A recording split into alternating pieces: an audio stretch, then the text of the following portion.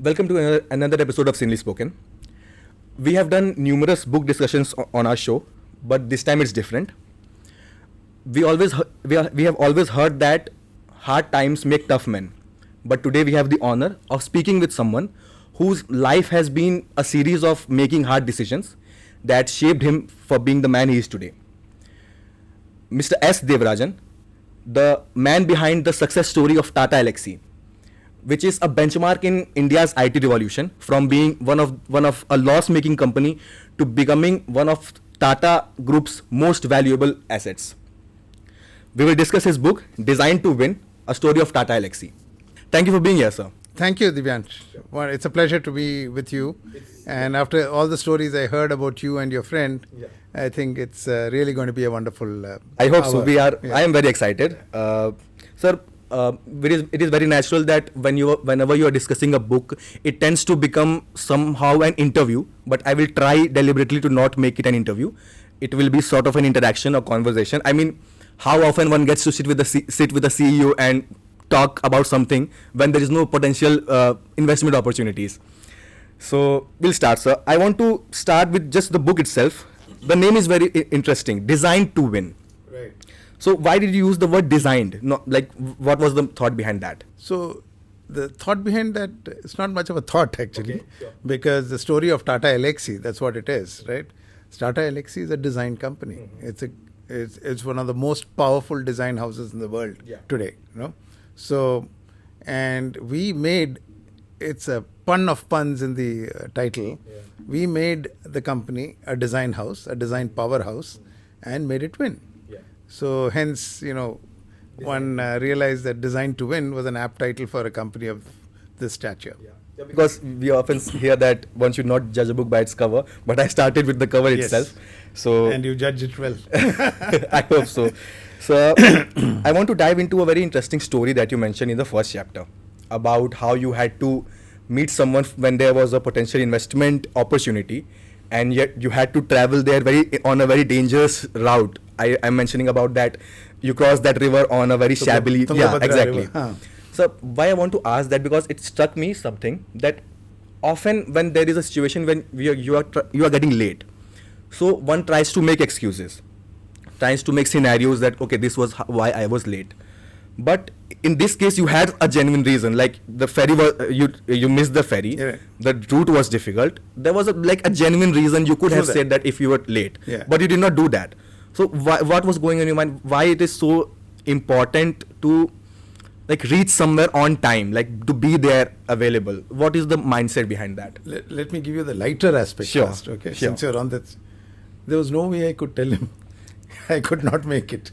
So days before the cell phones, Yeah, days that's before true. email. That's true. That's true. If I'm not there, I'm not there. Yeah, Right? yeah. I had to send him a letter, which would reach him 4 days later, Yeah. saying I could not come for the appointment. Okay, that apart. Yeah. That was not the intent at all. So on a lighter note, I would say that there was no way I could reject that appointment or say make an excuse that I couldn't come because they were the days before the cell phone, right? And there's no communication methodology those days. However, my thought process was as follows. I had communicated with my prospective customer over months for this huge deal that I was trying to strike. And it was a very large paper mill in Andhra Pradesh. And I had business discussions by letters, I would say. Those days it was letters, with the CFO of the company. And finally he said, let's come and meet for a discussion. Which means I knew he was open to a meeting, which means it was closer to closure for the deal.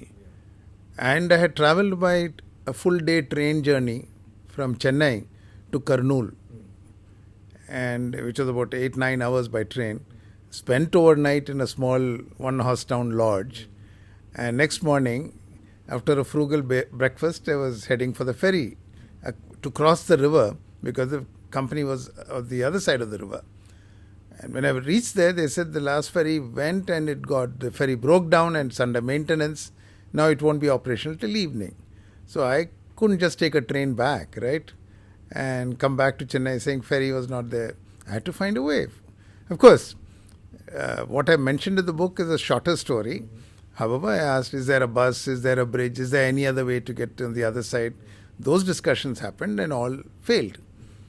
So the ferry guy told me, I can organize a boat for you. I didn't know what was in store for me, but it was a coracle, which is a round flat bottom boat made of bamboo and cane with some leather put on it for waterproofing. And it was a very risky situation. But I had made a commitment. I had wanted to keep my meeting, keep my promise, keep my commitment to a customer. If I couldn't do that, what am I worthy of in terms of doing business with him? So I said, let me go. I don't know whether I would do that today. When I was 23, 24, blood was hot. And I took that risk. You don't know what is the risk of taking these risks. Of course, when I went on the other side and met my customer, he just shouted me down. He said, what are you doing? This is not the way to come. I said, but sir, I have fixed a meeting with you. I didn't want to break the appointment. That learning actually went a long way, and it continued in my strain, embedded in my DNA. And I would say, if I made a promise, you keep the promise, whatever it is. The thing I was saying, that it was about the commitment, as you mentioned. So often, another anecdote I want to take out from the book, which we'll move on further. Since earlier days when we are in school, we are often encouraged to pursue something beyond just our books, studying, like extracurricular activities. You take up sports, you take up theatre, music, everything.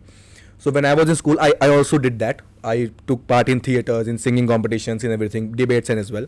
I was reading your book.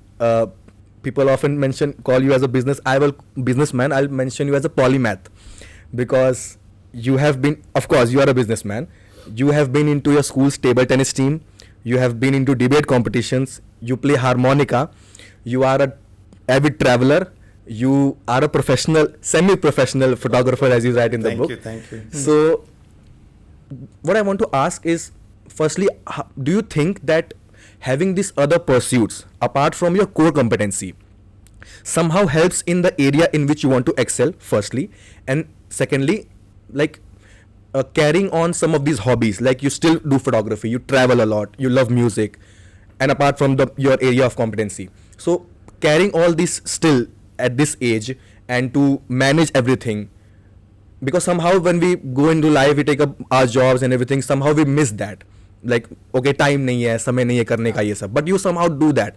So the second question is, how do you manage that, and is it very important for you to do those things apart from the main business? Good question. Yeah, it is very important for me, because these are all the various passions that I have, which I want to enjoy.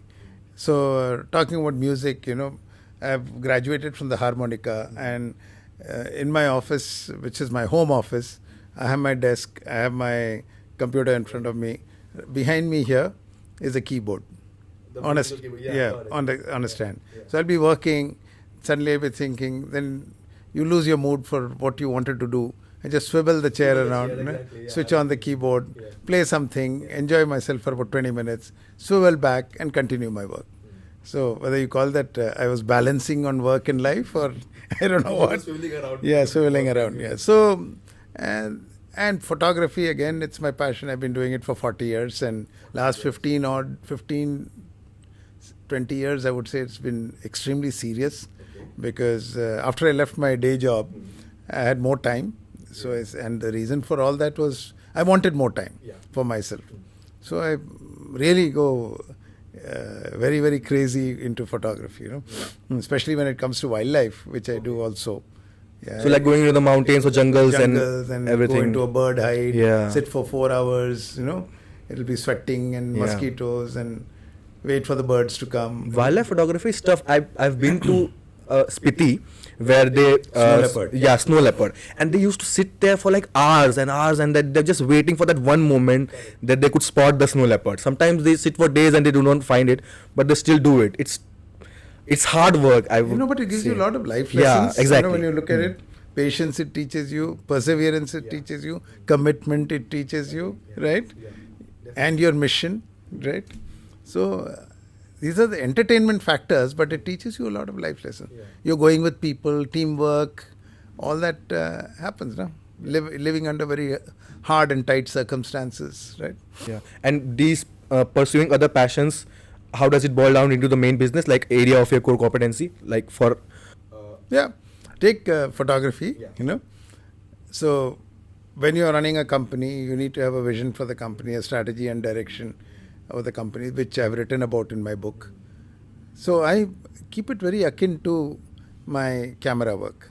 So you look through the viewfinder, what you see is a beautiful canvas in front of you, the whole landscape, right? So that is my vision that I see through the lens. But then, can I always look at vision and be dreaming, saying this is what I will be as a company, as a person 15 years from now, 10 years from now?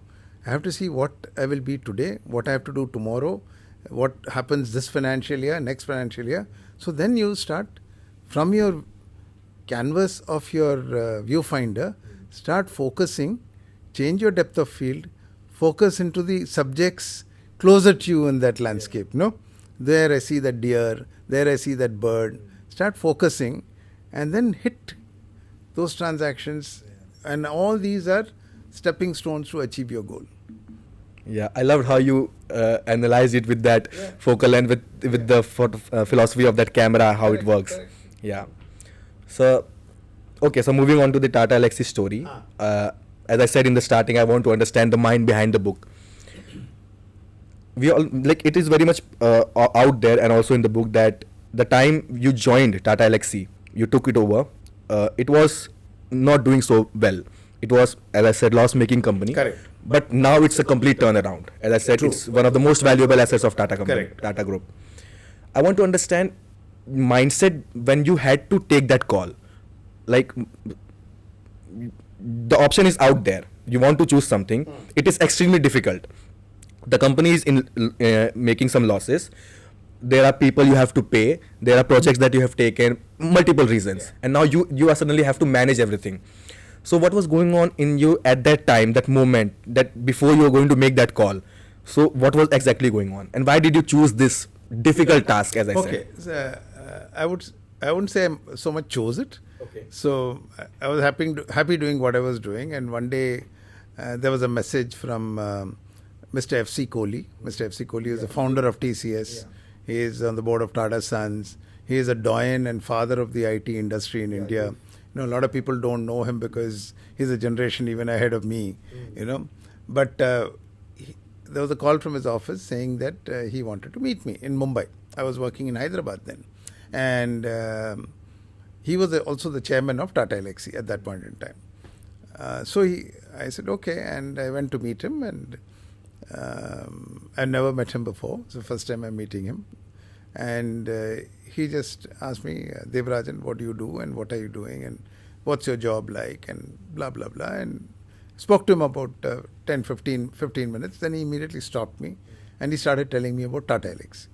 This is a company and this is what is happening and how it's in a very difficult phase of its life, the company, and we're deep in losses and there's a lot of work to be done to straighten this place. Then he said, would you like to join us and help me work this out? I will guide you and you can work on it.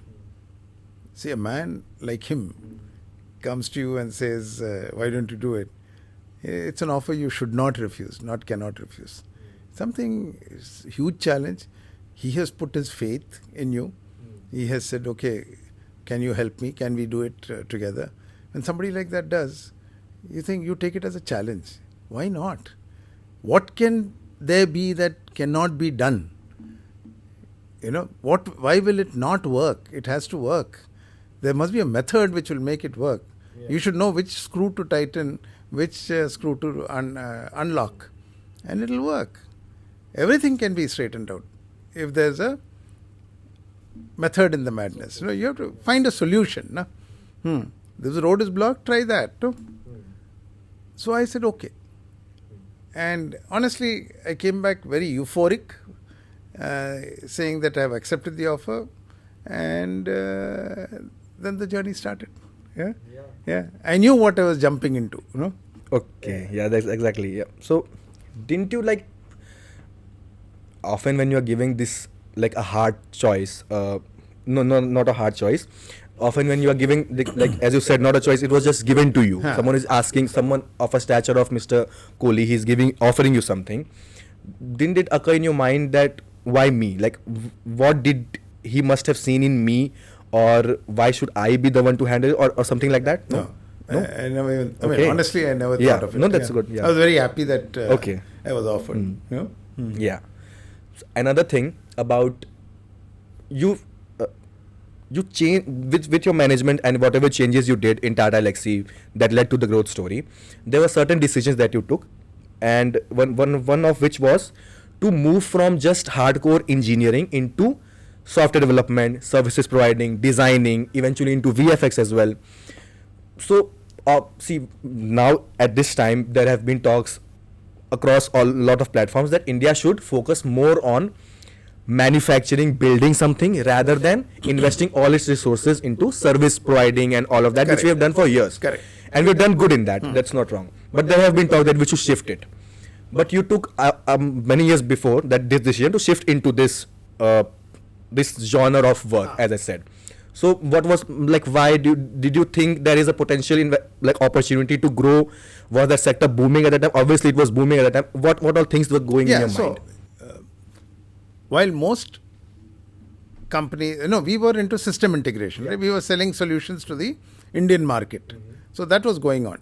So with that, we were able to increase our revenues, increase our profitability, because we changed our strategy into being a pure engineering and design-led company rather than a company which like a TCS or an Infosys or a Wipro, which did services and all that for the enterprise market. We said we will go into the technology space only. We want to be different, and we will be different, and that's the only way we can beat competition. Right? There's no competition. Yeah. Everybody was doing running in one way. We said we'll run the other way. So that's how we got into this design, engineering and animation, special effects, all that. Today we are number one in that business in India and globally.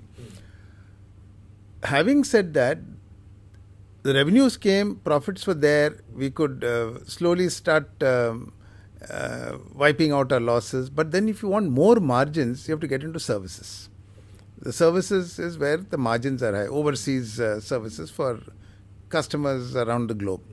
But then we decided, unlike most other Indian services companies, that even the services we will do in the tech space only. Not go to the bank and say I will automate your bank or your stock exchange or your manufacturing process. No. There also you focused on one Only particular the same area. niche, 4 niche areas. We said we will focus on and provide services globally for companies in this space. We will be different. And not too many companies. I mean, then very few companies used to offer.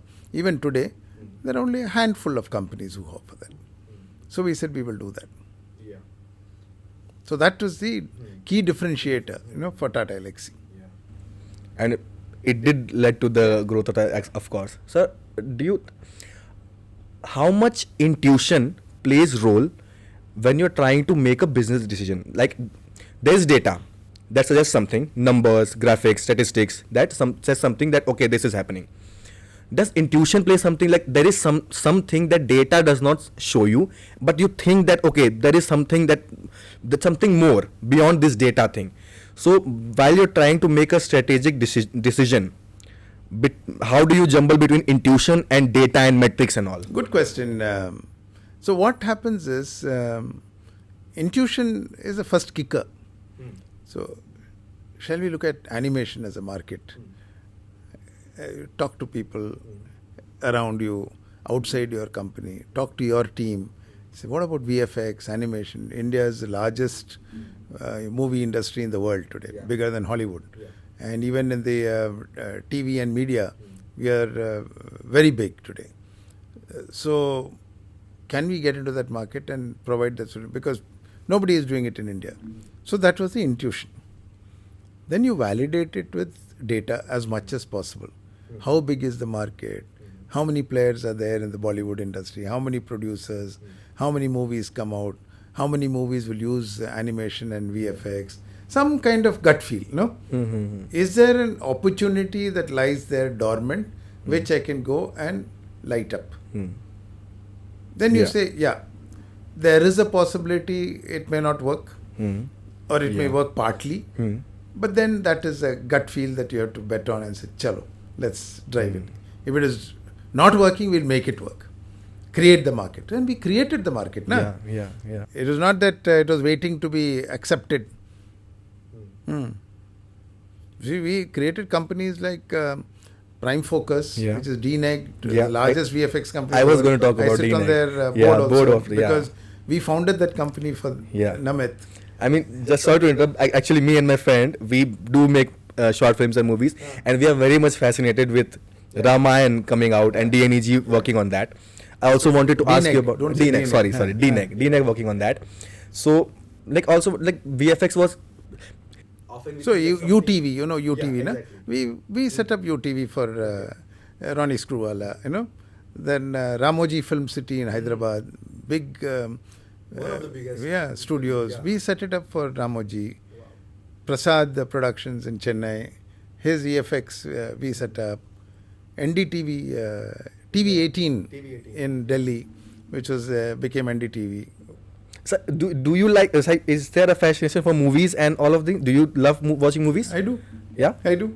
So are you avid watcher? Like, okay, once in a while. Yeah, you like it. Okay, that's good. Because OTT and movie, yeah, both. okay. So I can understand the fascination for VFX and all. No, it's not that. See, there's a line between the church and the state. So don't, because I love it, doesn't mean I'll move one company to create that business. No, that's not it. No? And many of these things you learn on the go. You know, that's also there. Like, I didn't know anything about animation. Okay, just because you watch movies, you don't know anything about animation. That's all high-tech stuff, no? But then, that's a avenue, no? You know, of course, in those days when we used to do, all these guys used to sit in our office and work, Ronnie Screwvala will come and say, okay, what is the new demo, what new thing. He used to come to Bangalore and sit in my office with my techies and work. What are the new products, what are the new software, you know. So all these guys, you know, all the Bollywood stars like Jackie Shroff, his wife Aisha, all these people used to be fascinated, you know. So one of the things I love about this podcasting and I say to talk, I get to hear stories that are not like very much, and I love that. So next I want to understand just straight up, why Japan?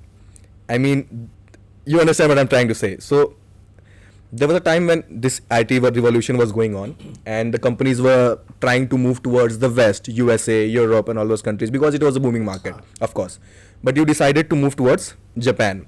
So Mitsubishi and Hitachi are one of the partners with you. So why Japan? What did you see in that sector? Yeah, what I didn't want to do first. No? Yeah, sure. Yeah.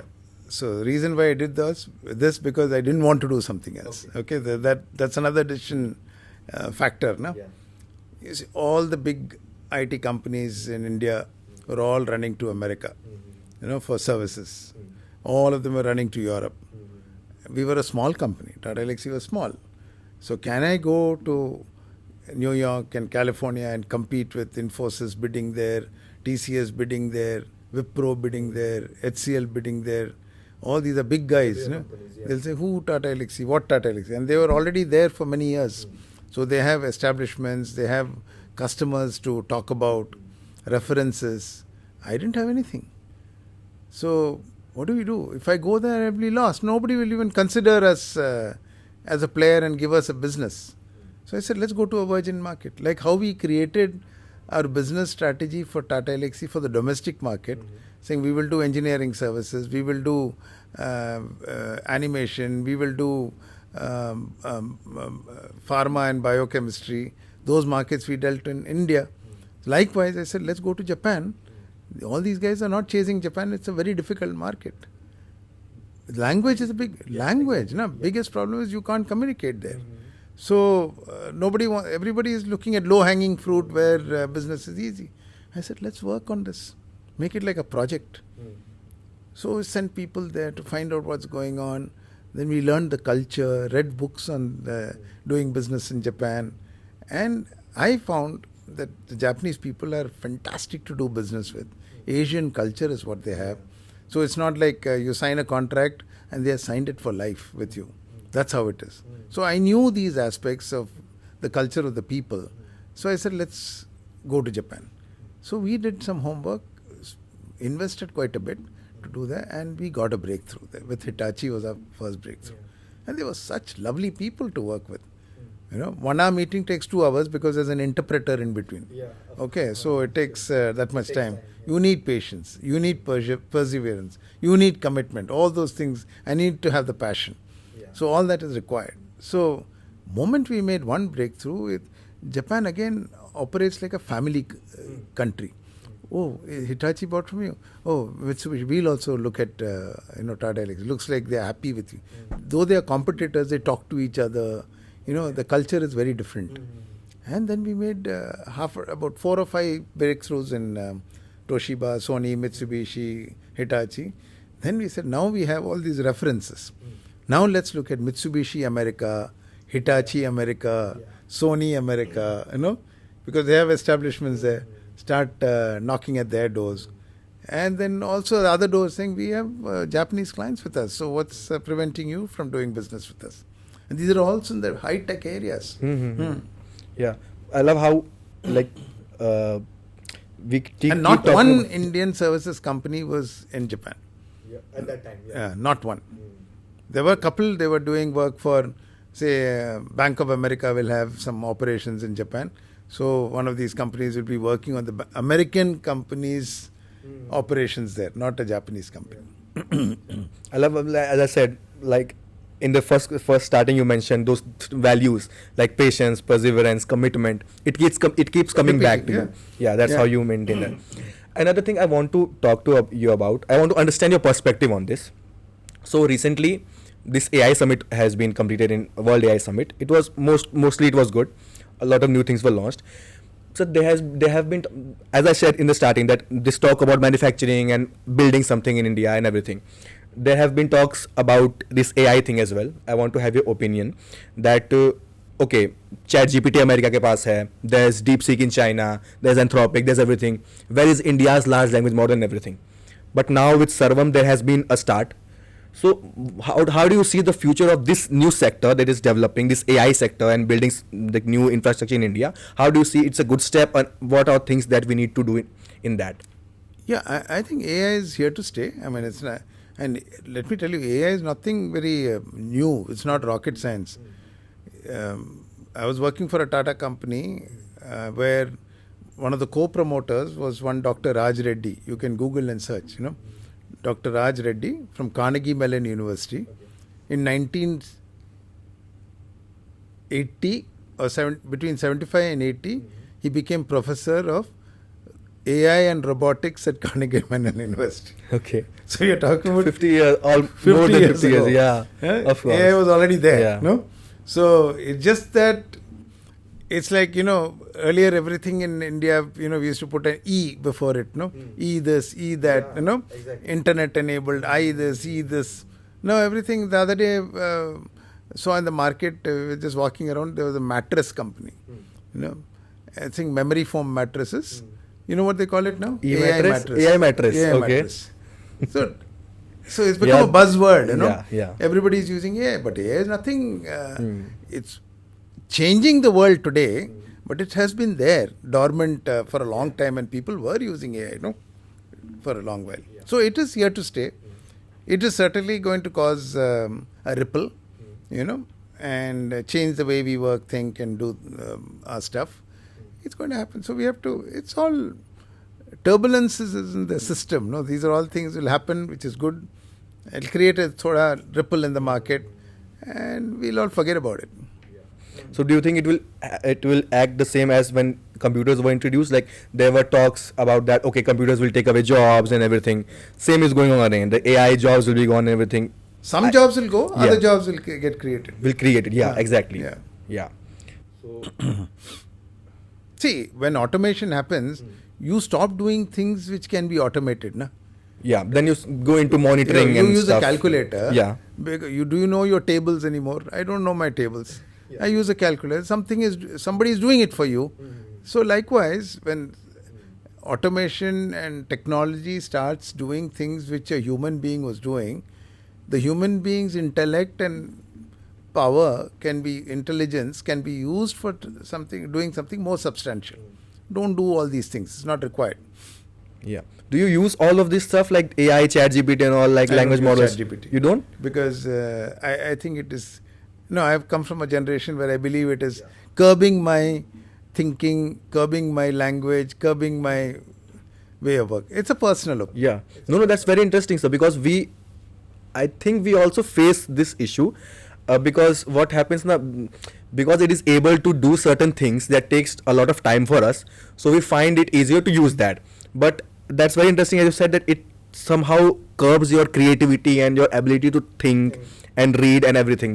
That's interesting because my generation also, some people I know. No, nothing. that- I'm not yeah. finding fault with it. Hmm. I mean, I No, I not a feel fault. so. I'm also not Yeah. finding a fault, but yeah, this is some. I feel like that. Others may not. I have friends who use it regularly at work and ask it to write notes, emails, and all that. It's fine. I mean, why do you want to do mundane things when somebody can do it for you? No? Yeah. Let's see how AI thing unfolds in the future. So I also want to talk about obviously Mr. Tata. Of course, you've worked with him so closely, and he's someone that not just people, just our elders, but we also get a lot Right.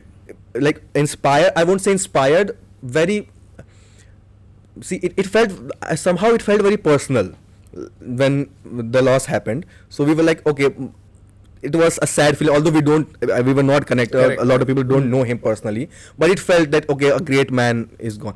So how was working with him? How was he as a person? How was his, like? Do you used to consult ideas with him and everything? Yeah, How so did that initially, go down? I mean, I would say in my career in Tata Elxsi, only in the first couple of years he was involved because Tata Elxsi his baby. So he invested in that company. He brought it to India. So he was personally attached to the company. And so in the formative years when we were really in bad shape and turning around, he used to review, we used to discuss with him pretty closely once in 2-3 months. But once it got on track 2-3 years after, then he kind of moved back. He's got other things to do. He's got a large conglomerate to manage, right?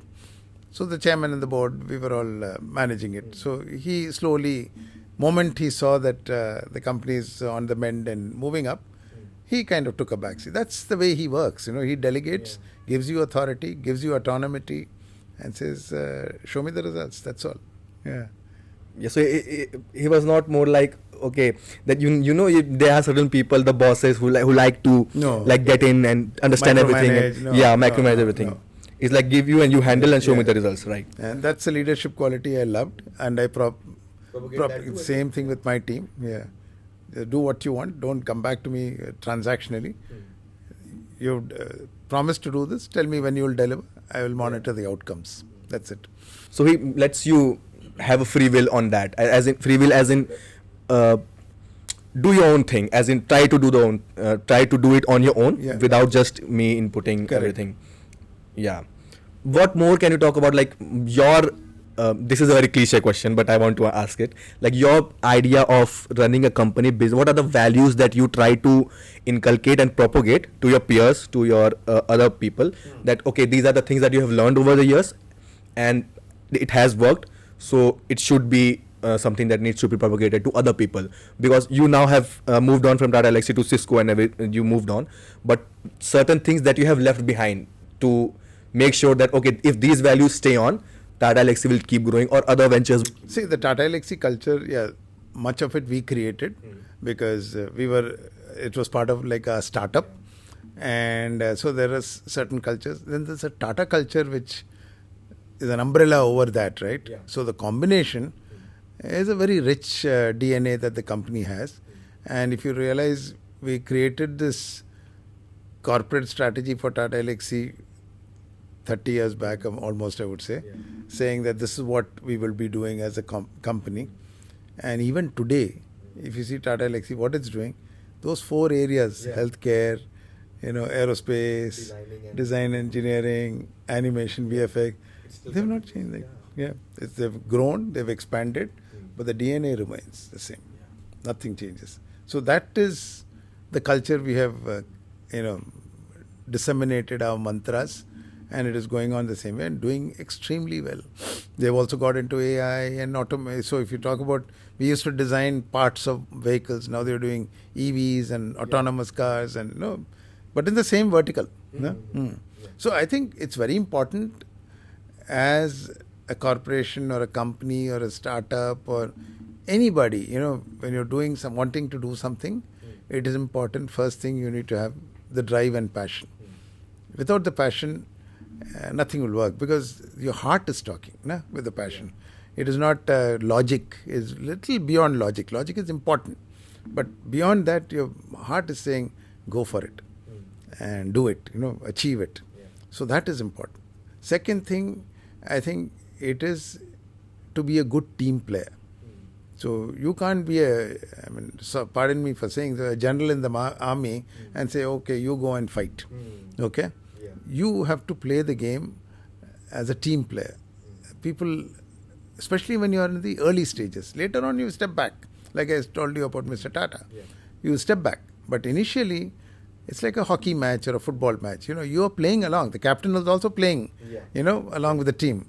Captain is scoring goals, others are scoring goals, everybody is happy. Everybody is sad together, happy together. So that teamwork is important. Then delegate, keep delegating and doing succession planning.